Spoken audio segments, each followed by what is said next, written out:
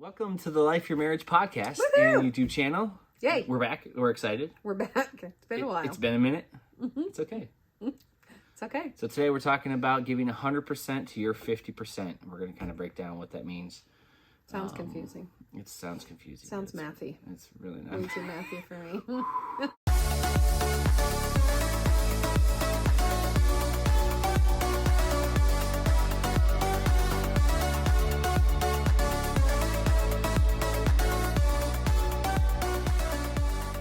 So we're going to start out with good thing. Per the norm. Are we? We are. Oh, okay. Yeah, we always start out with good thing. Good thing. Okay. I forgot almost. okay. There's so many things I've forgotten. I feel like it's been so long, but it hasn't. It's probably been what, like a month, 3 weeks? Month, yeah. Okay. Would you like to start? Good thing. I can start if you Go want. ahead. Okay. I went on a trip. We're going to have a cat here in a second. He's going to jump on this table. You almost did. I was able to go on a trip this past week. You were. And It was trip good. on Oh, and there he there he is. I don't know if you can see him yet, but Cash. I went to Colorado. So You did. Nikki was listening to this podcast, and it was on adoption, foster care. And there's this man. You have a friend. Kind of, I do. Hi, buddy. Man kind of retreat for dads in the foster and adoptive care community. Dad camp. We kept saying that. I'm like, is it that bad? You're sending me to dad camp? Oh, it was close. Sometimes it's a little rocky around here. It's okay. But the retreat was not exactly what I expected. I'm not really going to get into that right now because that could take the whole time. Excuse me, But Colorado, man, flew into Denver and then drove down to Colorado Springs, like an hour south, and we stayed at 9,100 feet. Sorry. Hiked up to 10,400 feet one day. It's all right. It was, I've never been there. And it was a spiritual journey, like Rob said. Spiritual journey, yeah. It was gorgeous. It was so beautiful the whole time. It was amazing. Also, it was impossible to walk at that elevation. To walk? To walk. Or breathe? Just or to move? walk. Well, you have to breathe. Okay, I understand. To walk, yeah. Yeah, like not even running, but walking. Yeah, there was one cell phone spot up around a little bend here, probably like 150 feet from where I slept. Kind of go up to, and it's all uphill, but it's just around this little corner, and you're kind of in a spot where you can get some cell phone reception. And every time I call Nikki, I'm just like, yeah, I'm all right. I had to stop like 2 or 3 times just to get up around the corner. It was pretty wild. Yeah. It was awesome though. Good. Just to fly by myself. I haven't done that like one other time, and to go out. So I was real thankful for that. Yeah. And that was your idea. It was. Thanks for sending me. You're welcome. I love you. I held down the fort. She did. It she went did. well. You It's did not my more. good thing, but I did hold You down did the more fort. than just hold down the fort. I did. You kicked some royal butt, be honest. which I knew she would. It went really well, actually, which I was totally shocked. To be truthfully honest, it was a miracle of epic proportions. It is a interesting thing when it comes to marriage and relationship and parenthood, because it's like she knew I was going to be gone, and so she just took over and did everything her way. If I know she's going to be gone for a night or a day and a half or whatever, because you spent that with your mom, which could be a good thing, whatever. It's like I'll just do it the way that I want to do it, and everything goes really well. But like for some reason, when we're both here, sometimes because you do it differently than the way that I do it. Correct. And so it's like there's some conflict. If she does it all by herself, it's good. If I do it all by myself, good. When we come together, we have some more communication to work on. Correct. I would think we would have nailed that down by now, but nope, not yet. Not yet. My good thing, there was a lot. So it's been so long. I did go out with my mom and my sister for a weekend, and that was amazing. Friday night to Saturday night. And then, There it is. excuse me, it's only like 6 o'clock, and I'm just yawning. We're recording this earlier, just so it's so not as yawning. late, but it's okay. It's like just when I start talking, I start yawning. It's Right. automatic for mothers. Breathing. Exactly. But I went out with my mom and my sister for a night, and we stayed in a hotel, and it was absolutely amazing. And we just sat and talked without anyone interrupting us, and it was like, wow, this is amazing. And then we went shopping the next day, and I bought a lot of things, and And then we went to a Journey tribute concert that night with everybody, like our whole family came. And oh my gosh, it was so fun. Concerts are like my most favorite thing ever. And can I tell you something? Personal opinion about tribute bands? They creep me out. Okay, just full disclosure, because it's not like you're trying to be yourself. The lead singer, whoever, is assuming the identity of the lead singer. That's right. Same catchphrases, same wardrobe, same hair, same everything, and I'm like. Very strange. It's kind of creepy. Like, do you really want to be this guy? But they're usually really good. Like, the one that we went to was absolutely amazing. My parents love, obviously, old bands. The quality was good, yeah, for sure. And they loved Journey, and they loved Tom Petty, and so this summer we went to those two tribute bands, those concerts, and it was just really fun. And my parents are so cute and old and fun. But anyways, there was something else, though. Oh, my good thing. I'm sorry. My nose ring is a whole thing right now. My good thing. My chickens that lay oh my gosh. that lay green and blue eggs. Okay. I have been, and I don't even think I've probably talked on here about my chickens that lay green and blue eggs, because I probably got them after we did our last one. And they hadn't laid any. Oh my gosh. Well, I don't even think they knew that we got them. Oh yeah, That's I see what you're saying. Yep. So anyway, so now we have 17 chickens, and 5 of them are Easter eggers, which means that they will lay either green. I have 2 that will lay green eggs and 3 that will lay blue. And I have been waiting and longing for these green and blue eggs. She really has. Every single day. She really has. And I tell people, I told the kids and I told Wesley, do not touch the egg. If you see it in there before me, like, I will die, okay? Because I want to get it out and I want to be the one to find it. It's a very weird thing that's just got going on I here. love them. And so anyways, so every single day I would check, obviously, multiple times a day. And we're getting like 8 or 9 eggs a day right now, which is so cool. We just sold, that's another cool thing. We just sold our first dozen for $3. If you're looking to buy eggs, we're your people. And I'm just so excited. So anyways, I messaged the person that I bought these chickens from because I was afraid they were still too young and that I didn't know their exact birth date. And so I was trying to figure that out because I wanted to know exactly when they were going to lay. And she was telling me some things that I could do to help them start producing and start laying. And the very next freaking day I went out there and there was a blue egg. It's technically green, right? But actually, yes, I think it was green. Yeah. It looks blue. It does look blue. But I think it was my green layer. And so it's kind of a really, really pale green. But, I'm so excited. The glory that radiated out of that egg. It was almost a white egg when we were done with it. The light shining down from the heavens on it. I'm so happy for my green egg. I love it so much. And it's so little because these chickens are so much smaller. And, it's just precious. I'm so excited. So anyway. And I'm wondering in my head, of course, if it's going to taste different, but it's not because it's an egg. And even people will say that they totally notice the difference between farm fresh eggs and store-bought eggs. I don't ever at all whatsoever. So there probably will be no difference. But anyways, that's my good thing. My chickens. I'm so It's a good excited. thing. And so that was a good thing. I love my chickens. And I have a new one that I named. Okay. Her name is Poppy. She's the one that's laying. Poppy. My new green egger. She got a little saddle for Betty, the Brahma. We got a saddle for Betty. It's a whole an apron. Thing. It's a whole thing here. It's a freak show. It's a saddle or it's not a freak show. It's a saddle or an apron. But those who have chickens will know what I'm talking about. So Betty is all the drama. She's a Brahma. So see how it rhymes. Anyways, so Brahma drama. That's where they got their name, I'm sure. She's huge and she's awesome, but she's also really terrifying looking. And her back is missing a bunch of feathers. And I don't really know why. Previous owner said it was molting, but it looks a little bit more than molting, so I'm not sure. It could have been a whole rooster situation. I don't know.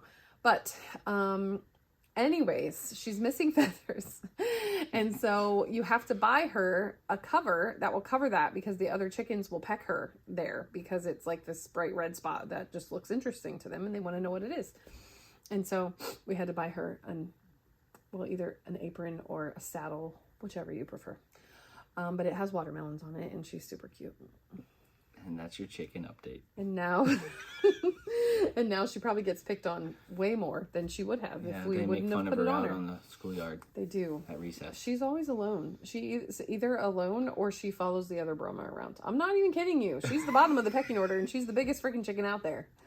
Not even kidding. Freaking chicken.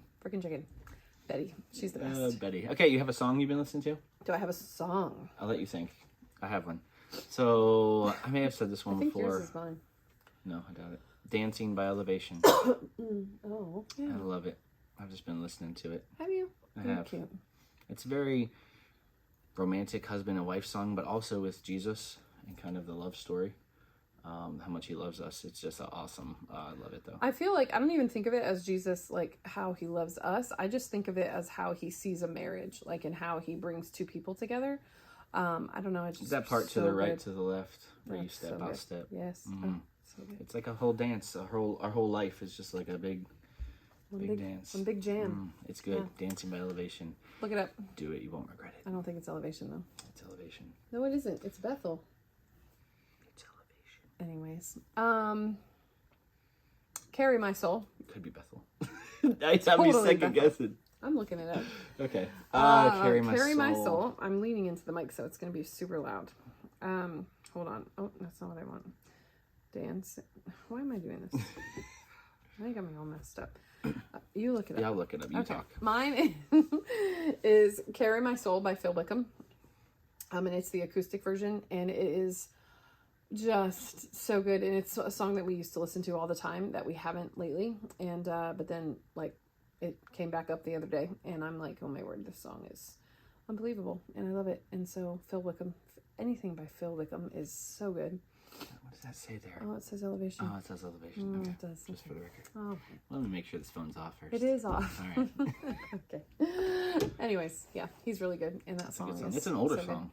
You know what, though? I will say today that I am rediscovering... Did you get my text? You didn't even respond to my text. I don't know. I'm pretty sure I got it. I wonder why I'm angry at you and you don't even respond to my text. Oh my gosh. Here we are, real life. Okay. What was I saying? Oh, my piano music text. Oh, I saw that. Yeah, I was in the middle of doing something at work. Good. Yeah. Oh my gosh. I love piano music, and I used to listen to Jim Brickman. Remember? We used to go to his concerts, okay? He's a piano player. Christmas. I love piano music. It's so good. It's so relaxing. So anyway, we get in the van today. They play it at church on Sunday mornings, like before church starts sometimes. And it's cool when it's a lot of songs that you know. Yeah. It's like Bethel and like Elevation. And I'm like, who? And you're like, I know this melody. Why am I not listening to this at home? Yeah. Like, what is happening? And I told Elias, I said, you know what? Mommy used to listen to piano music all the time. And so that's what we're going to listen to right now. And he kind of whined because he wanted, Astronaut in the Ocean by Kids Bop, by the way. Kids Bop, thank you. Not any other version. But anyways, but then we started listening to it, and I was telling him, I said, it just makes you relax, and you breathe in your nose, and out your mouth, and it's just so relaxing, and I just really like it, and it's good for your soul and your mind and your body. And he's like, okay. And then he fell asleep. Not even kidding you. After like two songs, he fell asleep. And then when we got to where we were going, he wakes up right away as we open the door, and he gets out of the car, and he was like, I was just relaxing my mind. I'm like, what did he say? He had something today. Oh man, he is hilarious. He texted me something. Oh, today.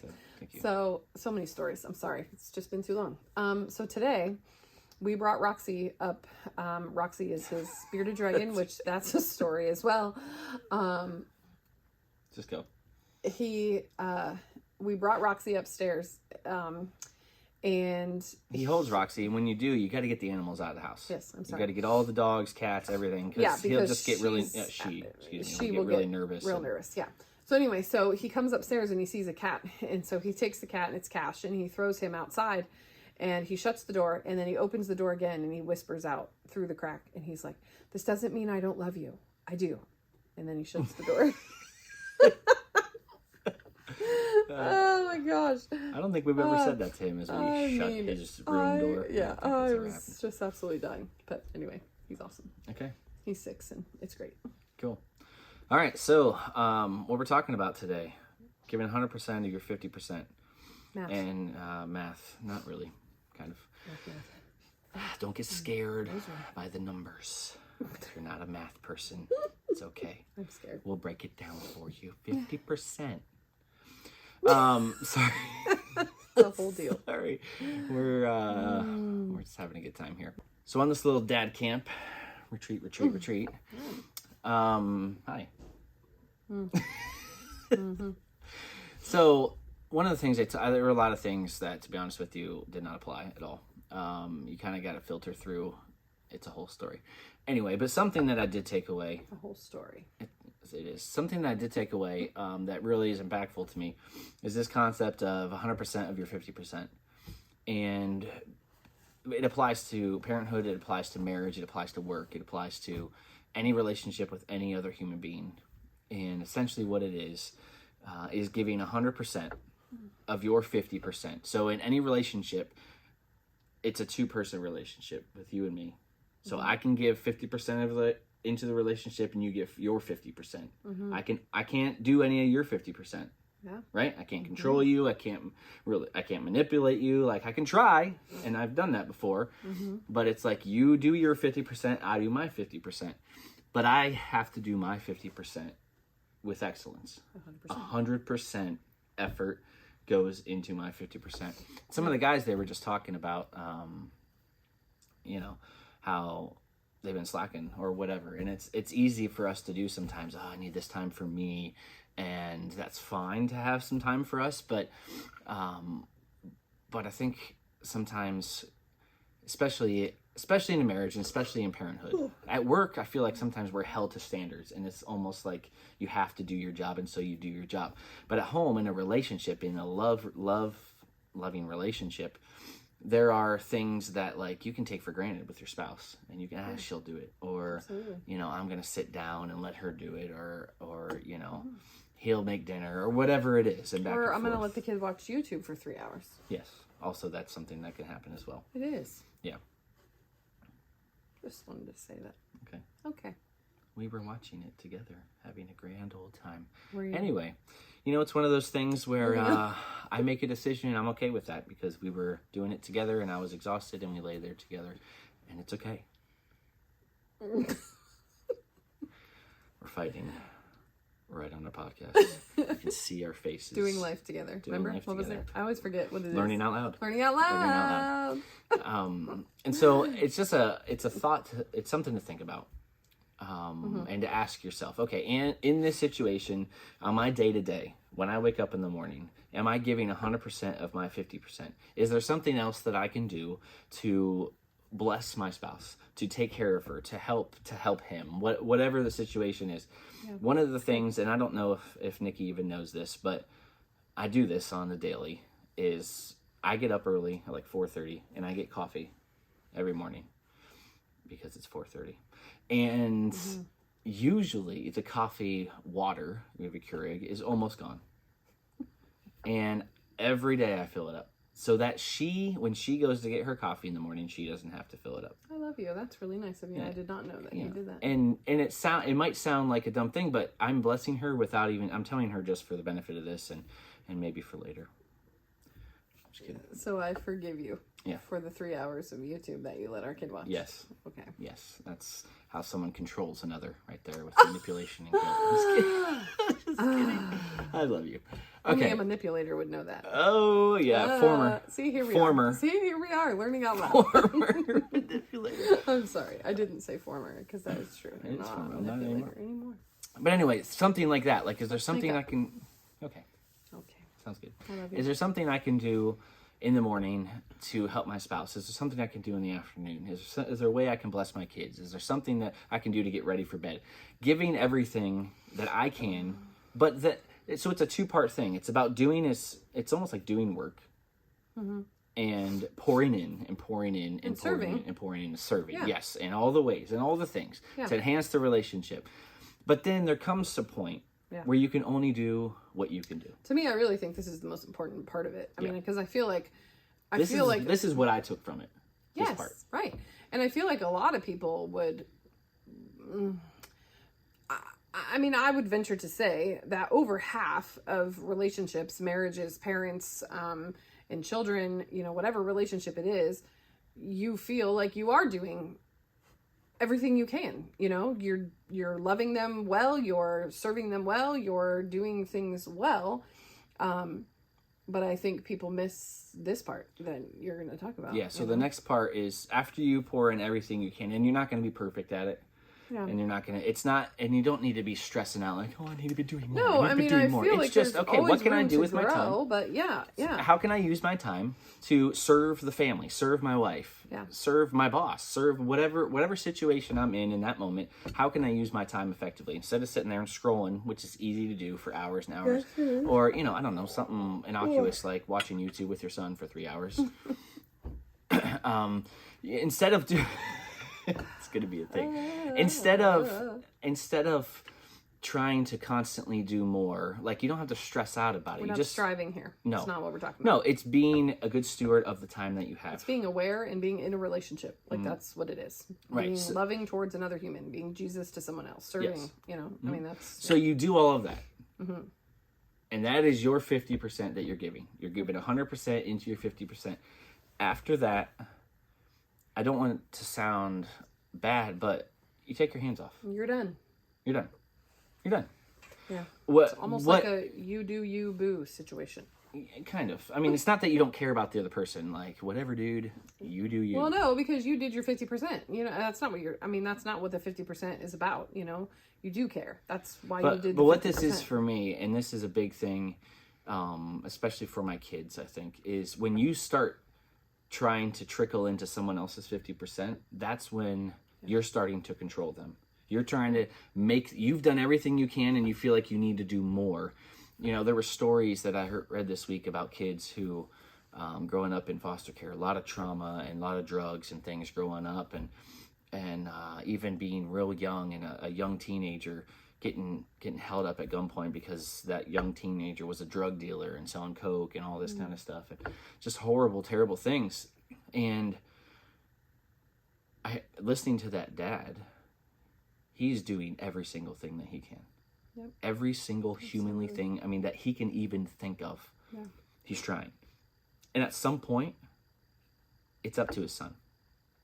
Yep. You do everything that you can. My 50. And then what else can you do? Yeah, when you start trickling in the other, it's not going to be... I take the simple thing of getting ready to go somewhere. Yeah. I can lay out their clothes if they're having trouble, or make sure they have clothes if it's in the laundry, or, Isaiah has soccer on Saturdays, and so is his jersey, clean, and we kind of do all that kind of stuff. And I'm always... struggle. Okay, so Isaiah is the first one ready and the last one in the van. Every day. Every time, every second. And the last one in the van by minutes. Oh, yeah. It's not like everyone just getting in and he happens to be last. We're all just sitting there. And I used to go in and I used to yell and I used to whatever. And that is me encroaching on his 50%. Yeah. Yeah. I have done every single thing that I can. I've told him to come to the van. I'm going to go sit in the van. And I'm going to wait. Yeah. It's not on me. There will be natural consequences to his decisions. Yeah. There just will be. I'm not saying don't discipline your children. I'm saying that when I start trying to make him do something, make him do an action, what happens? When you try to make your kids do something, it's not. There's fighting, there's strife, there's conflict, there's whatever. And some things are worth that battle if it's danger to them or danger to someone else. Right. And there are a lot of things, and with your spouse as well, if they're in danger or whatever. But I think you understand what I'm saying. It's like I can pour into our relationship, and we have a great relationship right now, contrary to this YouTube squabble, as the children say. Quit squabbling. Like Bluey. Yeah. But there are people that might be listening to this whose marriage is in a very, very difficult spot. And you can do only what you can do. Early on, I know you tried to change me. And what happens when a wife tries to change a husband? A lot of times it becomes a mother-son situation where, we have 4 kids. Actually, I have 5 kids because my husband's one of them. We've heard that. Yeah. And that is me not doing 100% of my 50% and Nikki trying to do more than her 50%, or trying, and maybe she wasn't even doing all of her 50%, but she was definitely trying to do my 50% and get me to do my 50% a certain way. Yes. And so in any point in our relationships, whether it's great like right now, or if it's a very difficult time, you can't make your spouse do anything. You can't. I mean, you can't make your kid do anything. Yeah. Well, and I feel like this, 2 years ago, if we want to go back to that time, which we don't, but in our minds, We'll never go back. Let's float. When everything came out and everything happened, and with you and whatever was going on, I heard the phrase "fit hit the shan." yeah. No, okay. Anyways, did you hear that on YouTube? Did he use that today? Not on that, no. Anyways, must have been what is it? I know what it is. Your stupid ESPN thing that you listen to. It's not ESPN. Final whatever, blah blah blah. Final. I don't know what First it's things called. first. First things first. There it is. Okay. It was actually the Herd by Colin Cowherd. Anyway,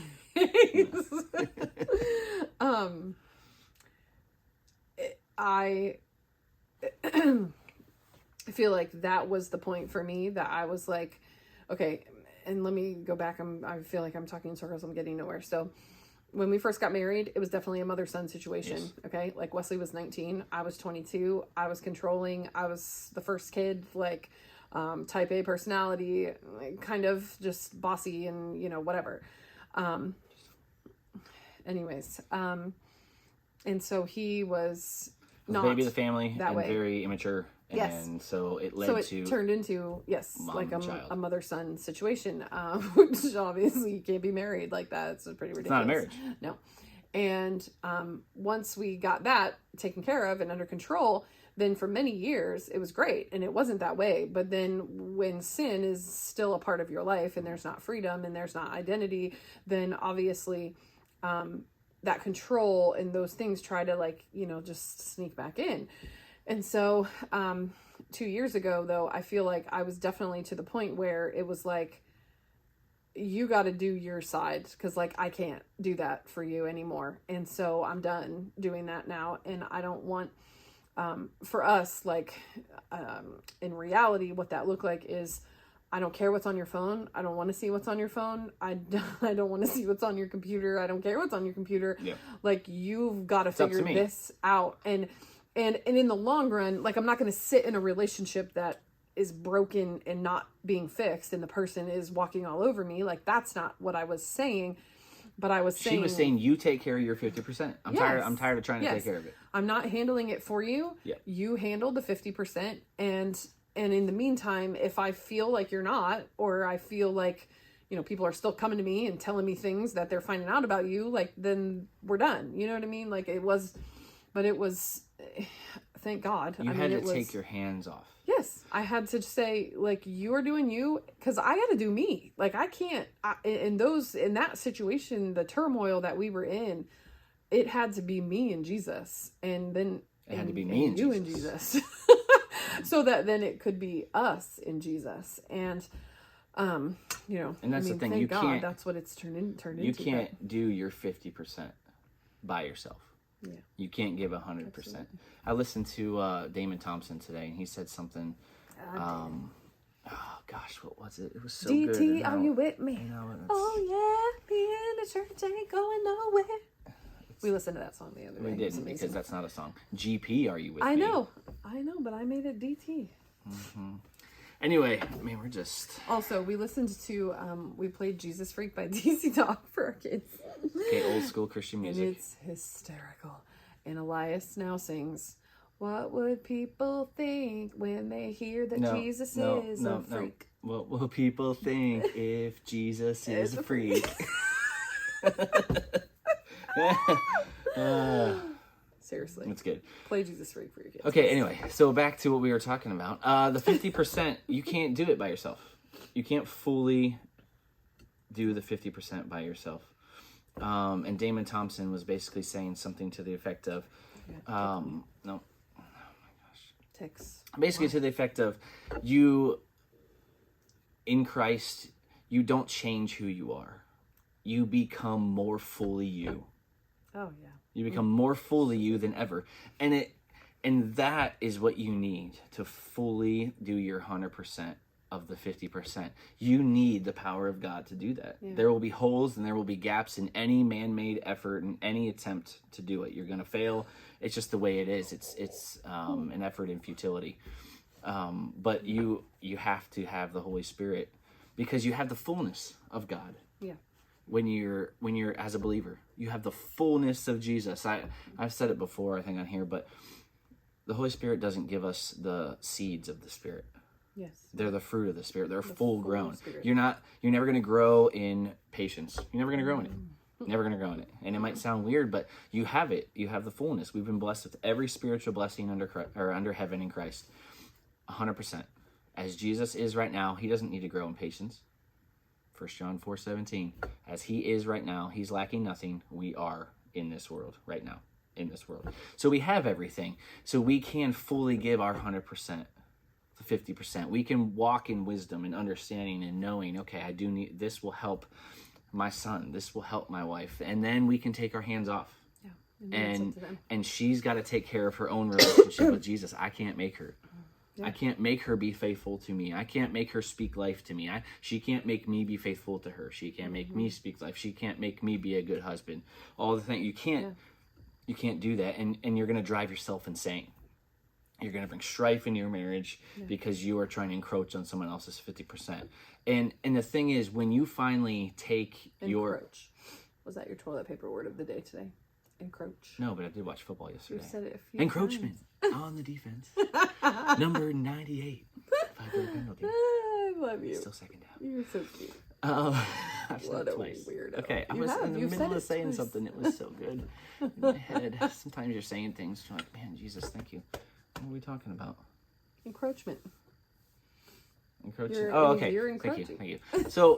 So what that when you're trying to do someone else's 50% for them, and I will say this, it can be man to woman, but I think a lot of times it's, especially with immature men, it is women to men. The women are trying to get their husbands to do this or get their husbands to do this because the husbands aren't doing their 100% or doing it the way that the woman likes or whatever. When you take your hands off, you finally allow your husband to take ownership of his 50%.